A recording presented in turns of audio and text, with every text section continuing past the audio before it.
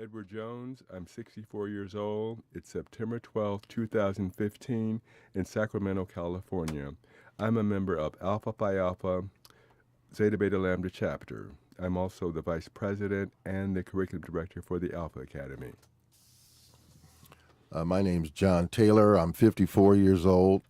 Today is September 12th, 2015. We're in Sacramento, California.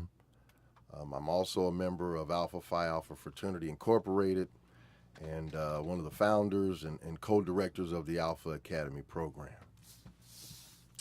My name is Travis Parker. I was born on 12345, so I'll be 70 years old December 3rd of this year. Today's date is September 12th, 2015. We're in Sacramento, California. John and I are co-founders of the Alpha Academy, and Edward Jones has rejuvenated us by being the curriculum development person. And what I want to start out, when I came to California in 2006, Zeta Beta Lambda was one of the most prominent chapters of Alpha Phi Alpha, but I was most impressed with the Alpha Academy. So both of you thought about this program, saw a need, and decided to develop something. So could you tell me a little bit about how this program was developed and how you got it going? Well, I'd first like to say that the the Alpha Academy kind of was an offshoot of the scholarship brunch. The alumni chapter here of Alpha Phi Alpha in Sacramento has an annual program where they give scholarships to graduating high school seniors. And in 2004, we were celebrating 50 years of the Zeta Beta Lambda chapter here in Sacramento. And Travis has been the scholarship coordinator, director of educational activities in the chapter. And so we wanted to do something special with the children that year. And so we set aside some time at an area high school, about, all day, I believe, 6 hours or so. Right, at Valley. At Valley High School, and we spent a whole day, boys and girls. And so one of the things that came out of that was Black history, or a lack of the kids understanding Black history. We asked the question, who is W.E.B. Du Bois? And a group of, 25 of the most talented Black children here in Sacramento didn't know who he was. We asked the question, who is the talented 10th? They didn't know what that was. And then lastly, I pulled out a $10 bill and asked the kids, what does the NAACP stand for? And we were shocked. The letters, yeah. The letters. Not one of the children in that room knew what that organization stood for. And so at that point, Travis and I knew we had a couple of issues. We had one issue was we had to help our young kids know and understand their Black history. The scholarship candidate pool was limited in that many of the young men weren't applying and weren't as successful in getting scholarships from our organization. And so we felt like we needed to do something. And it came out of that 6 hour time frame in 2004 at Valley High School. The other interesting thing about that is we did not have a lunch. We asked the kids if they wanted a lunch break. They said, oh no, we're learning too much. They were just engrossed in what we were doing. Just happy to be learning about themselves, things that they didn't learn in school and didn't learn at home, the two places where kids should learn. And so we decided that we should step in and fill that void, especially with young men, especially with the young men.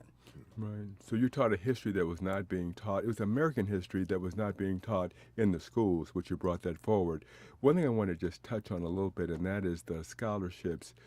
You all have done a tremendous job raising money through the brunch and through other means to give scholarships. Last year we gave 13 $1,000 scholarships, which is really impressive. So tell us about your fundraising efforts and why you do this. Well, one of the things that I do, my mother was always pleased with our scholarship brunch. She always went, and the last thing that I feel that she understood me as she was transitioning to the afterlife was I came in and I said, we have a great group of scholarship recipients. And I could tell that she understood what I was talking about and that she was very pleased about that. And so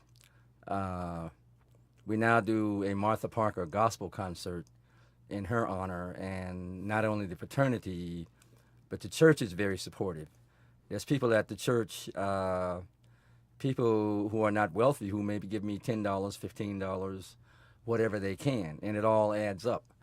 And the church and the fraternity support the Martha Parker Scholarship Brunch, so we've been able to give several scholarships through that particular fund to help augment. The fraternity always gives 10, and if we can give more from that particular fund, then the fraternity makes more money in terms of the bottom line, and we're able to augment and give more deserving kids. Because one of the tough decisions is if you have 50 plus applicants, which 10? So when you get from 9, 10, 11, 12, it gets close. And that way we have been able to include those kids who we felt were very, very close, or you can almost flip a coin, and we don't want to do that. We want to include as many kids as we can. And so in the last few years, we've been able to do that. And it's also been for the kids who know me personally. For instance, there was a young man in the Alpha Academy who was unsure that he was going to get one, and when he won the Martha Parker, he was just very, very thankful. That young man is now he's going into his senior year. He's going to college in Virginia, and he's presently in Dubai, so he's doing some wonderful things. So we knew he had the potential, and to be able to reward him and the others was just a very, very heartwarming thing, to be able to reward every child that has a need and deserve it.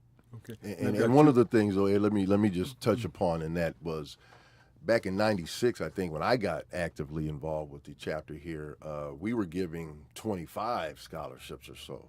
We didn't actually reduce it down to 10 until when I was chapter president, and then we created the 501c3, a nonprofit organization. We realized that the amount of money we were giving away, we were having to every year aggressively go after more and more people to raise the money. So we said, why don't we figure out a way to raise money and then set some aside to create like an annuity, so the interest earned could then be used to give more scholarships going forward, to kind of create a sustainable financial vehicle.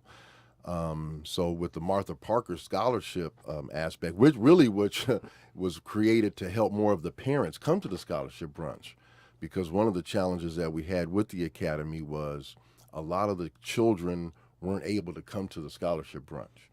And so we said, okay, we need to figure out a way to raise some money so that those kids can also see what these graduating high school seniors are experiencing, and then their families and parents can come as well. And so the Martha Parker Scholarship kind of gospel concert really came from that impetus, if you will, of how do we get more of the kids who normally wouldn't go to the scholarship brunch to attend, and then how do we get their families to attend as well. Okay. And if you can think about it, as we look at the news generally doesn't show an event where you have 100 college-educated black men present and running a first-class event. And I have a counselor at Cosumnes River College who she supports a table every year of students at Cosumnes, and they are always impressed with the event, and it's a motivating thing for them to go to an event where African American men who are professionals, every one of them professionals, and just doing things in the world, that just gives them faith in our system that it does work, because you see so much negativity on the news. You know, Ferguson seems like it's going to be around for decades. And that's what I'm thinking. You know, every time I pick up a paper, there's another something about Ferguson. And of course, you know, that was a horrible event. But there are other good events that are happening that need to be advertised also. And one of the things there too that I found exciting was a few years ago when we had a program at PS7, which was part of the St. Hope public school here in Sacramento, and we had a program there called Brothers of Coomba. So at our scholarship brunch, we invited all the young men from that group to come up in front of the audience and say our pledge. And our pledge is, we have the power, we will excel, we are in control, we will graduate on time with the best grades possible and move on to higher education. So that's the pledge of the Alpha Academy, and every session we recite that. Well, at this particular scholarship brunch, it was so exciting to me because one of the things as a chapter president I realized was we had a table for the graduating high school seniors. We also had 5 other tables that were just Alpha Academy youth. That was historic. At the scholarship brunch, you always had all these adults. But what I was beginning to see as chapter president, we were bringing in more of the youth that got a chance to see this and experience it. And so when all the kids came up front and gave that pledge in front of the audience, standing ovation. Everybody was excited to see all these young boys. I mean, we're talking 6th graders through, seniors in high school that were all dressed very nicely and really, stood up straight and gave you good eye contact. And it was just a powerful, powerful experience for me, and just something I think that, we're doing successfully with the Alpha Academy program. And I've got 2 questions I'd like to ask you. I'd like to go more into the issues with the community, but 2 questions. One is, what does it take to get an Alpha Academy scholarship? And you all have been doing, that's one question. The second question is, you've been doing this for 10 years. Can you tell me about some of the students who've actually gone through the academy and where they are now? But let's answer the first question first. What does it take to get an Alpha Academy scholarship? Okay, basically, probably minimum of 3.0, although some are over 4.0. I think in the 20 years plus that I've been doing this, we've had one kid at 2.8, but he had a family situation where there was a crime. One parent committed a crime against the other parent. Well, one parent killed the other parent, just put it that way, and blamed it on the children. And so these kids went through this. And when you looked at this young man's transcript, you could see his 3.5 dropped to under 3.0. So that pulled his grades down. And then they slowly started to come back. And so it's really separate circumstances. And that's one of the difficult things, is that everybody writes an essay, and the story of their essay can sway us, the grades. And the touching thing for me is the amount of excellence that so many kids have in light of some of their challenges, whether it be family. I remember one young man, takes a couple of buses to school. He chose to go to a different high school because he thought he would have a better opportunity. And of course, I think part of the fact that he believed that, it really did happen. He believed that he was spending a couple of extra hours getting to a different school because it gave him a better opportunity. And because he believed all of that, he did do better. And so there's community involvement, school involvement, there can be church involvement, and there are some kids who really do well in one area and they just jump in feet first and just totally engrossed in one area. There are other kids who do several things. In other words,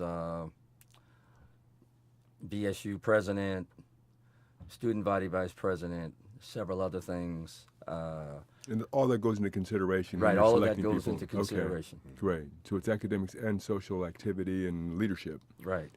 John, you have anything to add with that? No, the only other thing I would add was just the community service activities. For example, with the Alpha Academy, we encourage the kids and their families to participate in the Martin Luther King March in January.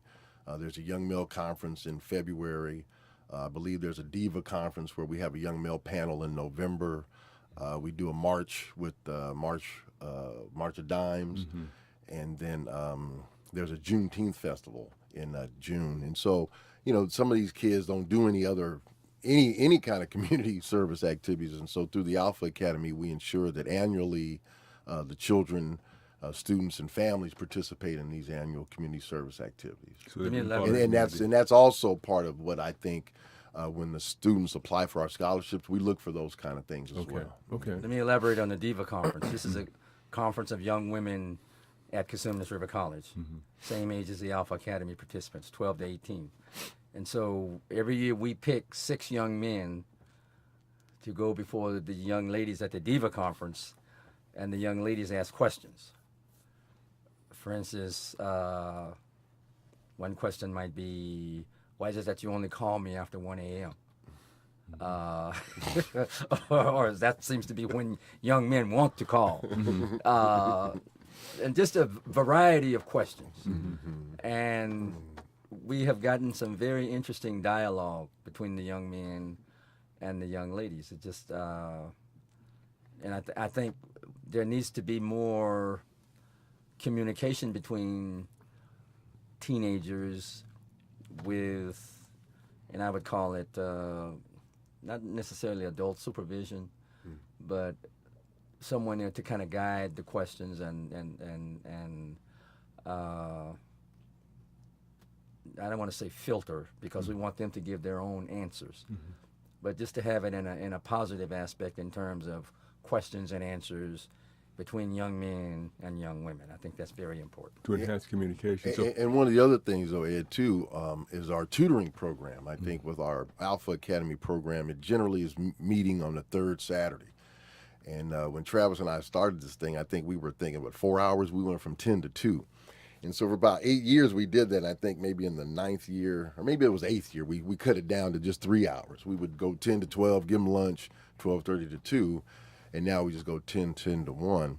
But anyway, the tutoring program kind of was a brainchild of ours, and that we realized a lot of these kids, through the mentoring effort, still weren't improving academically. And so we felt like the social responsibility part, where they would get from us through the mentoring aspect, was one, but they also needed some kind of academic assistance.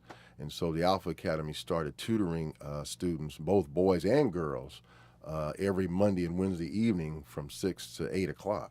And that's huge. And so it's not only huge for the students who needed it, but those other students that are successful already academically, they could come in and get community service hours through the academy, and then that would enable them to be more competitive for scholarships, not only with us, but with a lot of other organizations. So great. that has proven to be an excellent, excellent tool. That's great. Well, and I'd have to say, when I came to Sacramento, I've been in a number of alumni chapters of Alpha Phi Alpha, but this is the one that I'm most impressed with. And looking at the Alpha Academy, I was basically really intimidated, because you guys did such an excellent job. And it's been 2004 since you started it, but you have success stories with these young men. So can you tell me about some of the success stories? Maybe they're individual people you want to talk about, or just in general. How have these students spread as a result of the Alpha Academy? I have one. One in particular, the college nurse at Cosumnes introduced me to a mother, and the mother said, I would like for you to work with my son, mentor my son, because the college nurse said, Coach Parker is very willing to be a mentor to a young man. Excuse me. And so what I did was I took him to lunch and just listened. And first of all, I knew that blew his mind, because he thought I was going to start giving instructions and directions, and you should do this and you should do that. And then I did visit the home and looked at the home situation. And he and I had some serious knockdown, drag-out arguments in terms of his GPA. I told him he could be a 4.0 if he wanted to. He just had nothing to do with that. That's not possible. And so finally he did put in some effort, came to the tutoring, got a 3.83. Then he started arranging his own study groups. The class where he got a B, he arranged his own study groups. And in the process of his high school, he moved from, let's see if I can get this straight. He started out at Monterey Trail, then he went to Laguna, then he went to Denver, then he went to Houston, then he came back to Monterey Trail, graduated on time. You have to understand that he took a class at Monterey Trail, and when he got to Denver, he needed that same class, but it needed to be 2 semesters. So every school that he went to had different graduation requirements. Even the ones in Elk Grove that were in the same district had some slightly different requirements. So when he went from state to state, the requirements were very, very different. And to come back and graduate on time and to go to his graduation and take pictures with him at graduation, and now he's in Los Angeles going to a community college, and he'll be transferring to the University of Southern California next year. So it sounds like high expectations and perseverance made a difference as a result of your intervention and your work through the Alpha Academy. Right, and Would that's that be part of correct? it. Well, and then, well, you remember Mario. There was one kid who came to the Alpha Academy, and then he ended up going to college. I think Berkeley, UC Berkeley. He ended up becoming a member of Alpha Phi fraternity. He then became the assistant regional vice president. Right. And I think he's on, he's doing things nationally with our organization. But we were in his life when he was in middle school, just in junior high school. And so, we look at, there's like this quadrant. There's a quadrant we call the ability willingness quadrant, right? And so if a child is willing and able, we figure they're going to go on to college and then get a scholarship. And so we have those group of kids. But then you have some that are willing but unable. Right, those kids that go to class every day, they're raising their hand, they're really trying to get involved, but they're just not able to do the work. Well, that's where the tutoring aspect comes into play. And then you got those kids that are able but just unwilling. Those are the ones with the attitudinal problems, right? They don't want it to be taught. They got the hoods on, they got their pants down. So really, those kids just need to be mentored. It's a tough love in That's some the ways. tough love, right? And so we've got kids that have come to the academy that have gone on to be pharmacists. I think, what is it, Mock? Elbert Mock. There's a kid I heard that's a fire chief down in San Diego somewhere. So you figure we started this thing in 2004. You're talking 11 years. Some of those kids that we met 10 years ago, they were 16 years old then. Well, they're 25, 26 now. And so there's just so many youth in the community that I see at the grocery store, at the gas station, and they just remember me and Travis, and they just thank me all the time. And, we made a big difference in their lives. And I can't even, some of these kids, I don't even remember who they are. Right. Because there's been hundreds, you know what I mean? But we had such a tremendous impact on just so many lives over these 11 years. It's just been incredible. Right. With the installation dinner, one of the brothers mentioned that he was bringing his son and 6 other boys to the academy, and he wasn't sure whether they were paying attention or not. But they got into a conversation with another adult, or another student, and they were explaining all the things that were taught in the Alpha Academy, and it was like an invisible thing where he was learning, but didn't show the learning, but came out in conversation. So the academy is definitely making a difference with this. The thing that I'd like to talk about is you guys are successful men. You guys have your own homes. You have a lot of things going for you. This is extra effort, and so why do you do this? Mine is a story that a lot of people don't know. Both my parents came from large families. They made a conscious decision to have 2 children. The second child, and nobody can explain to me now, and I never did ask my mother, either died in childbirth or before, which was a male. So had he lived, I wouldn't be here. My thought is that someday I may need to tell him what I did because he gave his life. And that's how serious I take it. He gave his life so that I could be here. And the report I give, I need to be able to look him in the eye. At least that's the way I look at it. Because I do believe, in the afterlife, etc. And I just think it's important that I stand for something. And I also, as I look around at my family, I have a cousin in Fresno, Billy Hicks. If you're a teenager and you've never heard of Billy Hicks, then you may not be from Fresno, because he coaches basketball. He's still on the playground. He retired on the playground. He turned down promotions because he said, I belong with the kids. I'll stay on I don't want to be an administrator, make more money, or move over to whatever and make more money.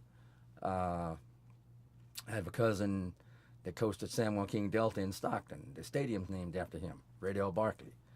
And so with family members like this, and the other crazy thing was that they all played basketball. I was too short and uncoordinated to play basketball at the level they did.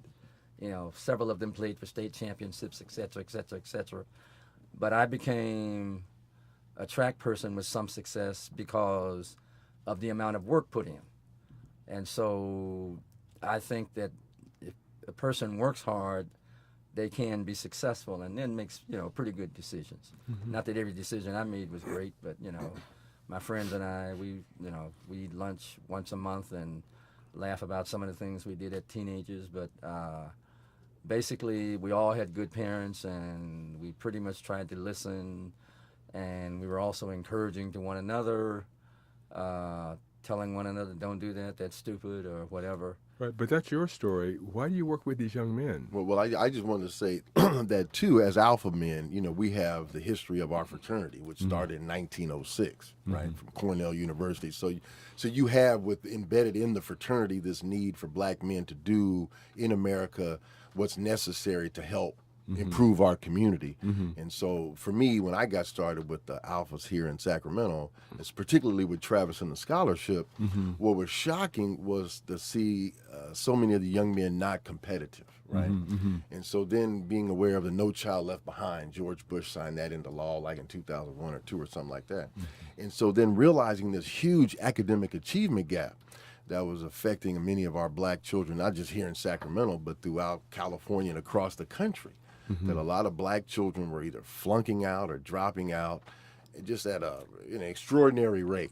So as an alpha man, with Dr. King and W.E.B. Du Bois, Andrew Young, Thurgood Marshall, I mean, these were men who have been members of the fraternity, and so I just felt it's my duty.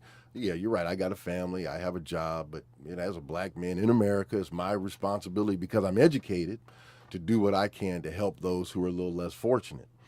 And so when Travis and I got together and decided, let's pick a Saturday that's going to work for us to invite as many young men to, at the time we started, it was a Boys and Girls Club, Lemon Hill, to come. We just felt like that's something that had to be done. And the irony of it, Ed, and here's the thing that's so fascinating, is Travis and I did not ever give up on being there for these young men. The first time we showed up, only 3 kids came. And I think, 2 of them were Travis's cousins. I haven't seen them since. And so there were so many Saturdays where Travis and I would drive to this place and be there early. And then 10 o'clock would roll around and nobody would come in the door. 10:15, nobody would show up. 10:30, maybe 1 or 2 kids. And for months, this is what we experienced. But we never gave up. Every month we continued to show up, and eventually kids started coming, families started coming, schools started believing in us, churches. So it's just an amazing phenomenon, of our tenacity and saying, we got to be here for these young men. We're going to give them a place. We're going to give them information and love and encouragement and support. And they just started coming. And so I think when you got here, we were really hitting a peak in terms of participation. We had 60, 70, 80 kids showing up on any given Saturday. And anyway, I think bottom line is, we have to do our part, like Travis said, while we're on earth. And I think that's really why I got involved, to help out. But let me speak to the achievement gap. Okay. And this is important, that we realize the achievement gap was created by law. Okay. In other words, it was against the law for black people to learn to read. And if someone taught them to read, there could be gouging of the eyes, different types of punishments to create the achievement gap. And that was done so well that we're still trying to overcome it. And so to combat that achievement gap, you have to convince kids, like the young man that I, had to knock down, drag out with. And once he caught on fire himself, he's just outstanding. He's going to go to one of the best universities in the country, in the University of Southern California. So this achievement gap was created. Now, the other thing about the achievement gap, usually when they give you statistics, there's white, black, Hispanic. Where are the Asians?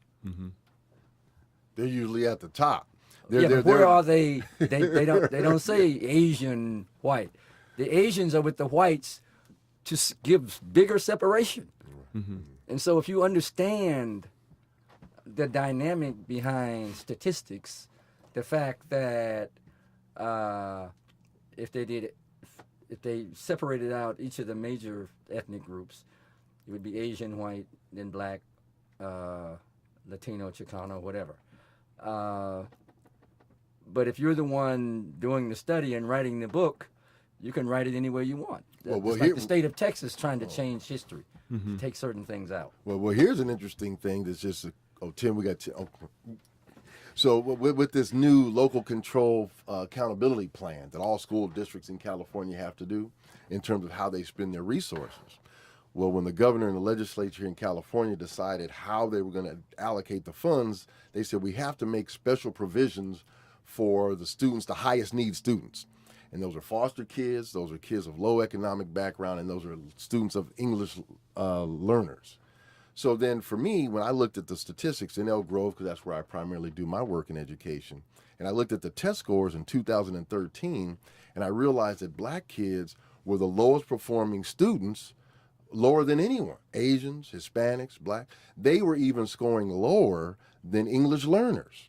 So then what Rex, Dr. Fortune and I tried to do is we're trying to get legislation passed so that the lowest performing ethnic group gets some special provisions, for resources to be allocated. So now, who's Rex Fortune? Could you say a little bit about who he is and why you're working with him? Well, he started Project Pipeline, which is a credentialing program to help folks, get to be teachers.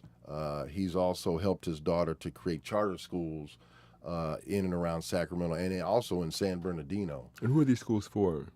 Primarily, they're for underserved communities, for those kids who go to public schools and aren't doing very well. Because of the achievement gap issue, is addressing that issue as well. Correct. Okay. The one thing I would say, though, and before we even go into that one, from what I hear from both of you is the reason why you do this, it would be the old saying that to whom much is given, much is required. So it seems like you're working under that biblical standard. Would that be a good... Right, I would say that. And the other thing is, he and I, and a part of his wife was away getting a medical degree. And so he'd come over and eat dinner, and we spent a lot of time together, really developing this. And so, as the situation happened, we became very close and became very dedicated to this in terms of helping students, young boys who really need a push. And everybody has a positive in their story, but we need to focus on the positive and just accentuate the positive and give them a push. And I just believe that in the saying, the biblical saying, that, and I'm losing it now. But, right. Yeah. The grapes of wrath. In other words, he's stomping out the vintage from the grapes of wrath. And so in order to get a fine wine, you start with a grape, but you squeeze it and stomp out the vintage and send it through some processes, and it becomes something completely different and becomes even a vintage. Very good. Can you talk a little bit about those processes? Like, how do you build confidence? Like, what are these things that you're putting the kids through that make them feel, that make them achieve more, make them feel more confident in the world? Okay, the first thing in terms of making kids feel confident is someone has to believe in them. And so if you believe in them and tell them the story, or can tell them some stories in terms of their possibilities, and I'll relate this to my first paid teaching job. I was cross-country coach at East St. Louis Senior High School. We had 25 young men and 2 coaches. I was the head coach. All of us were African American.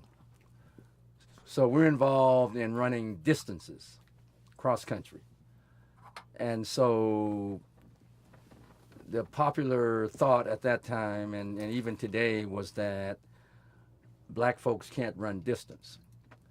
So I said, okay, if black folks can't run distance, tell me who has the high school record for 10 miles. And at that time, it was Otis Martin, Lincoln, San Diego, an African American. Tell me who is the father of ultra distance running in the United States. Of course, they didn't know. Ted Corbett, African American. He ran so many marathons that he would pass by in a marathon and people would say, Corbett, when are you going to quit? You just going forever, you know. And just other examples. The high school record for the 2-mile relay, first place team was 4 African Americans. Second place team, who also broke the old national record, 4 other African Americans. So just things like this to say that there has been achievement. And I had a young man who he just felt like he couldn't complete a mile in track. Well, he actually ran in a relay race against a young man who was unequivocally #1 in the nation, Craig Virgin. They were like 4 seconds apart. One thing, if I could interject and just get back to the academy and how what you've done through the academy to do that. I know we've done simple things like teaching people how to, we got a 10-5 rule, because a lot of the students didn't have confidence. So the 10-5 rules, at 10 feet, you make eye contact. At 5 feet, you extend your hand. And that has made a difference in how they do that. When we've done anti-bullying, we've done actually the art of debate, which helped the students learn critical thinking skills. So those are the kind of things that the Alpha Academy has done. But I know you guys have been very motivational as well. So what are some of the things that you've done through the academy to help build that confidence? Well, and like you're saying, some of the exercises that we do on those third Saturdays, you know, like give the kids a chance to come up front in front of the room and speak about their story or speak about an exercise that we might be doing. It encourages them, you know, how to, you know, their posture, how to stand, the eye contact, how to project your voice, you know, those kinds of things. I mean, it's real basic, but I think for a lot of kids that don't get that kind of encouragement at home or at school, that's a very critical component that we do at the Alpha Academy. Right, and Project Alpha and programs like that, could you guys talk a little bit about that and how that might help build their confidence and their social skills? Well, Project Alpha is basically sex education. And in 10 years, I don't know that we've ever had an unwed father. No, I think we had one, but he came after. Right. He came after that had already happened. So it teaches responsibility in Right, terms of right. relationships. So- It talks about STDs and the responsibility, you know, male-female relations and stuff, right? And positive, make that a positive experience. The other thing that I like to say, and Travis, you've mentioned this, saying black men in roles of responsibility and being good citizens. Right. You don't see that in the media. Many times people think that people like you all don't even exist. So that's a good thing for the young men to see those positive role models and the things that you portray. And you do things in the academy, but as you've also mentioned, you go outside the boundaries of the academy to reach out to students in one way or another. So that's a thing that's very impressive too. But I think that's one of the things I really want to commend you all for in terms of getting the academy started and making such a difference in so many African American men's lives. The thing we didn't talk about is that it is primarily for African American men from 12 to 18.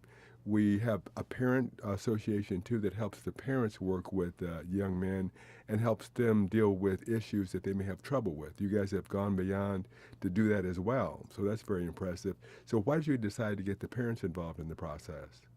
Well, you know, it's the whole concept of educating children. Is, you know, you got to have a child that's willing and able to learn, a school that's willing and able to teach, and a home that's supportive of both.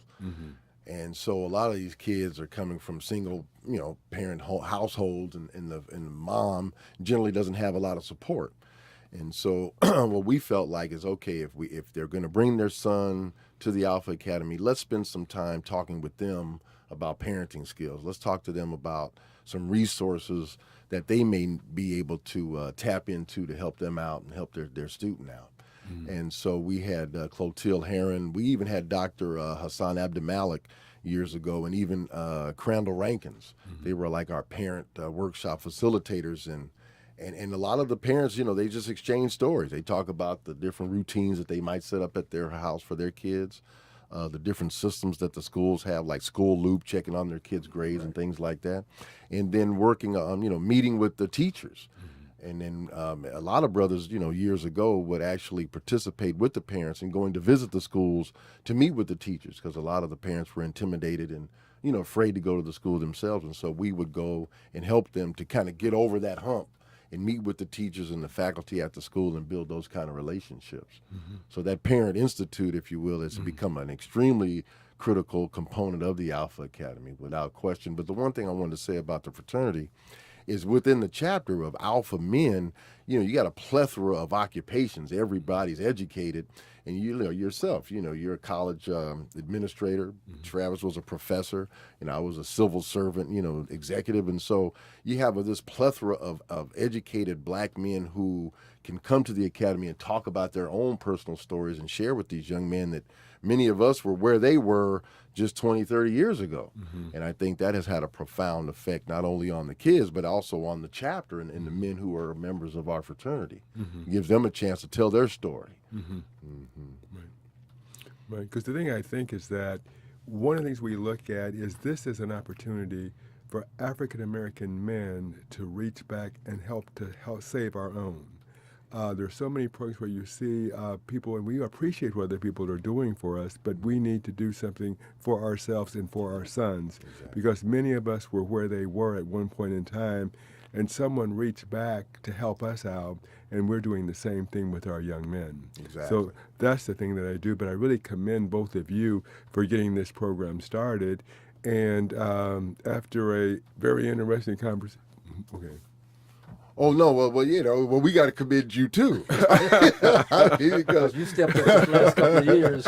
Yeah, because you were in 2015, 16, so you figure back in 2013, 14, we were kind of wearing down after 9 years, going into 10 years, and so you kind of got in there and said, hey, well, let me take a hold of some of this stuff for you guys, and you came along with the curriculum development aspect, and you brought in speakers to speak on a variety of topics. And so you've done an excellent job over these last couple of years. So I think you need to be commended for, kind of taking the baton and helping keeping this thing going. Because as you know, this is not easy work. Working in the community. You never know who's going to show up on any given Saturday. And not only the kids, but even some of your facilitators. And so you have to be ready at all times to carry the load yourself, because nobody else may be there. Right. And the other thing is, and I won't mention the name of the group, but there was another group, one of the people who works at Cosumnes River College, they were going to do the same thing. They gave up because they didn't get the kids right away. And like John said, first time there were 3 young men, 2 of my cousins that I met the day before, and I haven't seen them since. But we kept recruiting, and everywhere we go, we give out either our business card or a pamphlet or something, and we developed quite a bit of energy, and now we have something that's sustainable, and hopefully it'll be going for years after we leave, until hopefully someday it's no longer necessary. And I don't know whether they will ever come, but we can maybe close with one thing. I think about a guy named Reggie McKenzie, who was an offensive guard for the Buffalo Bills.